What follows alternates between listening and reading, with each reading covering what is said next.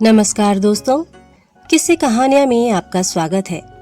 आज हम सुनेंगे मुंशी प्रेमचंद द्वारा लिखी कहानी पूर्व संस्कार। सज्जनों के हिस्से में भौतिक उन्नति कभी भूलकर ही आती है। राम टहल विलासी, दुर्व्यसनी, चरित्रहीन आदमी थे, पर सांसारिक व्यवहारों में चतुर, सूद ब्याज के मामले में दक्ष और मुकदमे अदालत में कुशल थे। उनका धन बढ़ता था, सभी उनके असामी थे।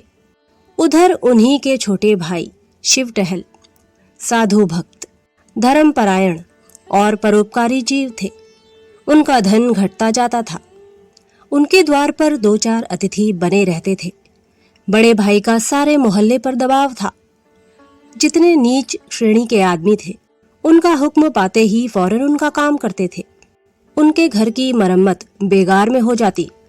ऋणी कुंजड़े साग भाजी भेंट में दे जाते। ऋणी ग्वाला उन्हें बाजार भाव से ड्योढ़ा दूध देता। छोटे भाई का किसी पर रौब न था। साधु संत आते और इच्छा पूर्ण भोजन करके अपनी राह लेते। 2-4 आदमियों को रुपए उधार दिए भी तो सूद के लालच से नहीं, बल्कि संकट से छुड़ाने के लिए। कभी जोर देकर तकादा न करते कि कहीं उन्हें दुख न हो। इस तरह कई साल गुजर गए, यहाँ तक कि शिव टहल की सारी संपत्ति परमार्थ में उड़ गई। रुपए भी बहुत डूब गए। उधर राम टहल ने नया मकान बनवा लिया, सोने चांदी की दुकान खोल ली, थोड़ी जमीन भी खरीद ली और खेतीबाड़ी भी करने लगे। शिव टहल को अब चिंता हुई, निर्वाह कैसे होगा। धन ना था कि कोई रोजगार करते। वह व्यवहार बुद्धि भी न थी जो बिना धन के भी अपनी राह निकाल लेती है। किसी से ऋण लेने की हिम्मत ना पड़ती थी। रोजगार में घाटा हुआ तो देंगे कहां से। किसी दूसरे आदमी की नौकरी भी ना कर सकते थे। कुल मर्यादा भंग होती थी। 2-4 महीने तो ज्यों-त्यों करके काटे। अंत में चारों ओर से निराश होकर बड़े भाई के पास गए और कहा, भैया, अब मेरे और मेरे परिवार के पालन का भार आपके ऊपर है। आपके सिवा अब किसकी शरण लूं? राम टहल ने कहा, इसकी कोई चिंता नहीं। तुमने कुकर्म में तो धन उड़ाया नहीं। जो कुछ किया उससे कुल कीर्ति ही फैली है। मैं धूर्त हूँ, संसार को ठगना जानता हूँ। तुम सीधे साधे आदमी हो। दूसरों ने तुम्हें ठग लिया। यह तुम्हारा ही घर है। मैंने जो जमीन ली है उसकी तहसील वसूल करो। खेती बाड़ी का काम संभालो। महीने में तुम्हें जितना खर्च पड़े मुझसे ले जाओ। हाँ, एक बात मुझसे ना होगी, मैं साधु संतों का सत्कार करने को 1 पैसा भी ना दूंगा और ना तुम्हारे मुंह से अपनी निंदा सुनूंगा। शिव टहल ने गदगद कंठ से कहा, भैया, मुझसे इतनी भूल अवश्य हुई है कि मैं सबसे आपकी निंदा करता रहा हूं। उसे क्षमा करना। अब से मुझे अपनी निंदा करते सुनना तो जो चाहे दंड देना। हाँ, आपसे मेरी एक विनय है। मैंने अब तक अच्छा किया या बुरा, पर भाभी जी को मना कर देना कि उसके लिए मेरा तिरस्कार ना करें। राम टहल ने कहा, अगर वह कभी तुम्हें ताना देगी तो मैं उनकी जीभ खींच लूंगा। राम टहल की जमीन शहर से 10-12 कोस पर थी। वहां एक कच्चा मकान भी था। बैल, गाड़ी, खेती की अन्य सामग्रियां वही रहती थी। शिव टहल ने अपना घर भाई को सौंपा और अपने बाल बच्चों को लेकर गांव चले गए। वहां उत्साह के साथ काम करने लगे। नौकरों ने काम में चौकसी की। परिश्रम का फल मिला। पहले ही साल उपज ड्योढ़ी हो गई और खेती का खर्च आधा रह गया। पर स्वभाव को कैसे बदलें? पहले की तरह तो नहीं, पर अब भी 2-4 मूर्तियां शिव टहल की कीर्ति सुनकर आ ही जाती थीं और शिव टहल को विवश होकर उनकी सेवा और सत्कार करना ही पड़ता था। हाँ, अपने भाई से यह बात छिपाते थे कि कहीं वह अप्रसन्न होकर जीविका का यह आधार भी न छीन ले। फल यह होता कि उन्हें भाई से छिपाकर अनाज, भूसा, खली आदि बेचना पड़ता। इस कमी को पूरी करने के लिए वह मजदूरों से और भी कड़ी मेहनत लेते थे और खुद भी कड़ी मेहनत करते। धूप, ठंड, पानी बूंदी की बिल्कुल परवाह न करते थे। मगर कभी इतना परिश्रम तो किया न था। शरीर शक्तिहीन होने लगा। भोजन भी रूखा सूखा मिलता था। उस पर कोई ठीक समय नहीं। कभी दोपहर को खाया, कभी तीसरे पहर, कभी प्यास लगी तो तालाब का पानी पी लिया। दुर्बलता रोग का पूर्व रूप है। बीमार पड़ गए। देहात में दवा दारू का सुभीता न था। भोजन में भी कुपथ्य करना पड़ता था। रोग ने जड़ पकड़ ली। ज्वर ने प्लीहा का रूप धारण कर लिया और प्लीहा ने 6 महीने में काम तमाम कर दिया। राम टहल ने यह शोक समाचार सुना तो उन्हें बड़ा दुख हुआ। इन 3 वर्षों में उन्हें 1 पैसे का नाज नहीं लेना पड़ा। गुड़, घी, भूसा, चारा, उपले ईंधन सब गांव से चला आता था। बहुत रोए। पछतावा हुआ कि मैंने भाई की दवा दर्पण की कोई फिक्र नहीं की। अपने स्वार्थ की चिंता में उसे भूल गया। लेकिन मैं क्या जानता था कि मलेरिया का ज्वर प्राण घातक ही होगा। नहीं तो यथाशक्ति अवश्य इलाज कराता। भगवान की यही इच्छा थी, फिर मेरा क्या वश। अब कोई खेती को संभालने वाला न था। इधर राम टहल को खेती का मजा मिल गया था। उस पर विलासिता ने उनका स्वास्थ्य भी नष्ट कर डाला था। अब वह देहात के स्वच्छ जलवायु में रहना चाहते थे। निश्चय किया कि खुद ही गांव में जाकर खेती बाड़ी करो। लड़का जवान हो गया था। शहर का लेन देन उसे सौंपा और देहात चले आए। यहाँ उनका समय और चित्त विशेषकर गौओं की देखभाल में लगता था। उनके पास एक जमुना पारी बड़ी रास की गाय थी। उसे कई साल हुए बड़े शौक से खरीदा था। दूध खूब देती थी और सीधी वह इतनी कि बच्चा भी सींग पकड़ ले तो ना बोलती।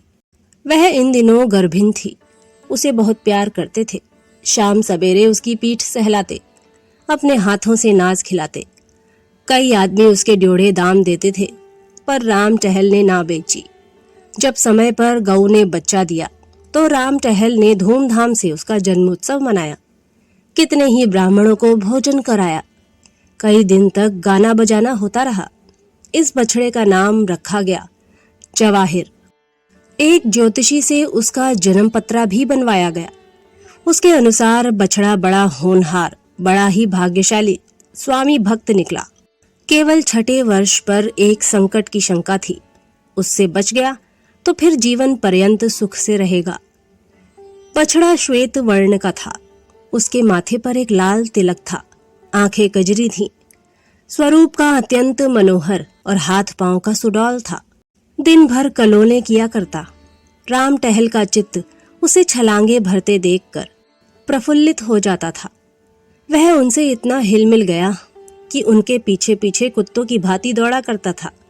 जब वह शाम और सुबह को अपनी खाट पर बैठकर असामियों से बातचीत करने लगते तो जवाहिर उनके पास खड़ा होकर उनके हाथ या पांव को चाटता था। वह प्यार से उसकी पीठ पर हाथ फेरने लगते तो उसकी पूंछ खड़ी हो जाती और आंखें हृदय के उल्लास से चमकने लगती। राम टहल को भी उससे इतना स्नेह था कि जब तक वह उनके सामने चौके में न बैठा हो, भोजन में स्वाद न मिलता। वह उसे बहुधा गोद में चिपटा लिया करते। उसके लिए चांदी का हार, रेशमी फूल, चांदी की झांझें बनवाई। एक आदमी उसे नित्य नहलाता और झाड़ता पोंछता रहता था। जब कभी वह किसी काम से दूसरे गांव में चले जाते तो उन्हें घोड़े पर आते देखकर जवाहिर कुलेले मारता हुआ उसके पास पहुंच जाता और उनके पैरों को चाटने लगता। पशु और मनुष्य में यह पिता पुत्र सा प्रेम देखकर लोग चकित हो जाते। जवाहिर की अवस्था 2.5 वर्ष की हुई। राम टहल ने उसे अपनी सवारी की बहली के लिए निकालने का निश्चय किया। वह अब बछड़े से बैल हो गया था। उसका ऊंचा डील, गठे हुए अंग, सुदृढ़ मांसपेशियां, गर्दन के ऊपर ऊंचा डील, चौड़ी छाती और मस्तानी चाल थी। ऐसा दर्शनीय बैल सारे इलाके में न था। बड़ी मुश्किल से उसका बांधा मिला, पर देखने वाले साफ कहते थे कि जोड़ नहीं मिला। रुपए आपने बहुत खर्च किए हैं, पर कहाँ जवाहिर और कहाँ यह, कहाँ लैंप और कहाँ दीपक। पर कौतूहल की बात यह थी कि जवाहिर को कोई गाड़ीवान हाँकता तो वह आगे पैर न उठाता, गर्दन हिला हिला कर रह जाता। मगर जब राम टहल आप पगहा हाथ में ले लेते और एक बार चुमकार कर कहते, चलो बेटा, तो जवाहिर उन्मत्त होकर गाड़ी को ले उड़ता। 2-2 कोस तक बिना रुके एक ही सांस में दौड़ता चला जाता। घोड़े भी उसका मुकाबला न कर सकते। एक दिन संध्या समय जब जवाहिर नांद में खली और भूसा खा रहा था और राम टहल उसके पास खड़े उसकी मक्खियां उड़ा रहे थे, एक साधु महात्मा आकर द्वार पर खड़े हो गए। राम टहल ने अविनयपूर्ण भाव से कहा, यहाँ क्यों खड़े हो महाराज, आगे जाओ। साधु बाबा बोले, कुछ नहीं बाबा, इसी बैल को देख रहा हूँ, मैंने ऐसा सुंदर बैल नहीं देखा। राम टहल ने ध्यान देकर कहा, घर ही का बछड़ा है। साधु बोले, साक्षात देव रूप है। यह कहकर महात्मा जी जवाहिर के निकट गए और उसके खुर चूमने लगे। राम टहल बोले, आपका शुभागमन कहाँ से हुआ? आज यहीं विश्राम कीजिए तो बड़ी दया हो। साधु बोले, नहीं बाबा, क्षमा करो, मुझे आवश्यक कार्य से रेलगाड़ी पर सवार होना है, रातों रात चला जाऊंगा, ठहरने से विलंब होगा। राम टहल बोले, तो फिर और कभी दर्शन होंगे? साधु बोले, हाँ, तीर्थ यात्रा से 3 वर्ष में लौटकर इधर से फिर जाना होगा, तब आपकी इच्छा होगी तो ठहर जाऊंगा। आप बड़े भाग्यशाली पुरुष हैं कि आपको ऐसे देव रूप नंदी की सेवा का अवसर मिल रहा है। इन्हें पशु न समझिए, यह कोई महान आत्मा है, इन्हें कष्ट न दीजिएगा, इन्हें कभी फूल से भी न मारिएगा। यह कहकर साधु ने फिर जवाहिर के चरणों पर शीस नवाया और चले गए। उस दिन से जवाहिर की और भी खातिर होने लगी। वह पशु से देवता हो गया। राम टहल उसे पहले रसोई के सब पदार्थ खिलाकर तब आप भोजन करते, प्रातः काल उठकर उसके दर्शन करते, यहाँ तक कि वह उसे अपनी बहली में भी न जोतना चाहते। लेकिन जब उनको कहीं जाना होता और बहली बाहर निकाली जाती तो जवाहिर उसमें जुतने के लिए इतना अधीर और उत्कंठित हो जाता, सिर हिला हिलाकर इस तरह अपनी उत्सुकता प्रकट करता कि राम टहल को विवश होकर उसे जोतना पड़ता। 2-1 बार वह दूसरी जोड़ी जोत कर चले तो जवाहिर को इतना दुख हुआ कि उसने दिन भर नांद में मुंह नहीं डाला। इसलिए वह अब बिना किसी विशेष कार्य के कहीं जाते ही न थे। उनकी श्रद्धा देखकर गांव के अन्य लोगों ने भी जवाहिर को अन्न ग्रास देना शुरू किया। सुबह उसके दर्शन करने तो प्रायः सभी आ जाते थे। इस प्रकार 3 साल और बीते। जवाहिर को 6ठा वर्ष लगा। राम टहल को ज्योतिषी की बात याद थी। भय हुआ कहीं उसकी भविष्यवाणी सत्य न हो। पशु चिकित्सा की पुस्तकें मंगाकर पढ़ी, पशु चिकित्सक से मिले और कई औषधियां लाकर रखीं। जवाहिर को टीका लगवा दिया। कहीं नौकर उसे खराब चारा या गंदा पानी न खिला पिला दे, इस आशंका से वह अपने हाथों से उसे खोलने बांधने लगे। पशुशाला का फर्श पक्का करा दिया, जिसमें कोई कीड़ा मकोड़ा ना छिप सके। उसे नित्य प्रति खूब धुलवाते भी थे। संध्या हो गई थी। राम टहल नांद के पास खड़े जवाहिर को खिला रहे थे कि इतने में सहसा वही साधु महात्मा आ निकले जिन्होंने आज से 3 वर्ष पहले दर्शन दिए थे। राम टहल उन्हें देखते ही पहचान गए। जाकर दंडवत की, कुशल समाचार पूछे और उनके भोजन का प्रबंध करने लगे। इतने में अकस्मात जवाहिर ने जोर से डकार ली और धम से भूमि पर गिर पड़ा। राम टहल दौड़े हुए उसके पास आए। उसकी आंखें पथरा रही थी। पहले एक स्नेहपूर्ण दृष्टि उन पर डाली और चित्त हो गया।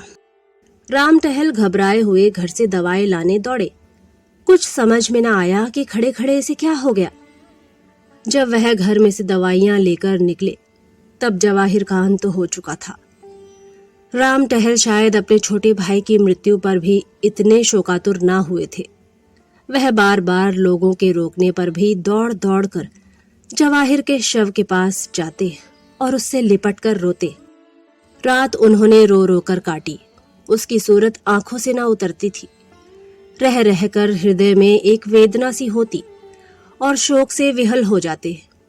प्रातःकाल लाश उठाई गई, किंतु राम टहल ने गांव की प्रथा के अनुसार उसे चमारों के हवाले नहीं किया। यथा विधि उसकी दाह क्रिया की, स्वयं आग दी। शास्त्रानुसार सब संस्कार किए। 13वें दिन गांव के ब्राह्मणों को भोजन कराया गया। उक्त साधु महात्मा को उन्होंने अब तक नहीं जाने दिया था। उनकी शांति देने वाली बातों से राम टहल को बड़ी सांत्वना मिलती थी। एक दिन राम टहल ने साधु से पूछा, महात्मा जी, कुछ समझ में नहीं आता कि जवाहिर को कौन सा रोग हुआ था। ज्योतिषी जी ने उसके जन्म पत्रा में लिखा था कि उसका 6ठा साल अच्छा ना होगा, लेकिन मैंने इस तरह किसी जानवर को मरते नहीं देखा। आप तो योगी हैं, यह रहस्य कुछ आपकी समझ में आता है? साधु बोले, हाँ, कुछ थोड़ा थोड़ा समझता हूँ। राम टहल बोले, कुछ मुझे भी बताइए, चित्त को धैर्य नहीं आता। साधु बोले, वह उस जन्म का कोई सच्चरित्र साधु भक्त परोपकारी जीव था। उसने आपकी सारी संपत्ति धर्म कार्यों में उड़ा दी थी। आपके संबंधियों में ऐसा कोई सज्जन था? राम टहल बोले, हाँ महाराज, था।